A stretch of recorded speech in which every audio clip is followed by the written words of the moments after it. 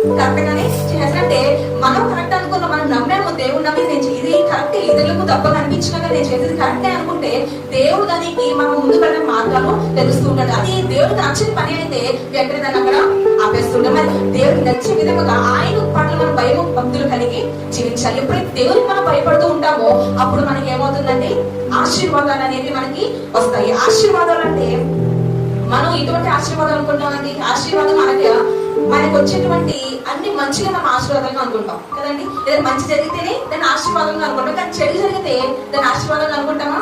అనుకోము. కానీ ఆ చెడు మనకి ఏదైతే చెడు జరిగిందో దాన్ని మనకి ఆశీర్వాదంగా దేవుడు మార్చిపోతుంది. దానికి పునాది ఏంటి?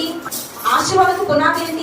ఈ రోజు మనకి జరిగినటువంటి చెడే రేపు మనకి ఆశీర్వాదంగా దేవుడు మారుస్తున్నాడు. అంటే ఎక్కడ స్టార్ట్ అయినది ఆ చెడు? ఏదైతే మనకి అవమానము లేకపోతే ఏదైతే ఇబ్బంది హృదయ బాధగా మనకు మొదలైందో దాన్ని దేవుడు దీవెనకరంగా మార్చిపోతున్నాడు. ఆమేన్, హల్లెలూయా, హల్లెలూయా. అయితే రెండవది ఏం చెప్తున్నాడండి, హృదయమును కఠినపరుచుకున్న వాడు కీడులో పడును. కఠిన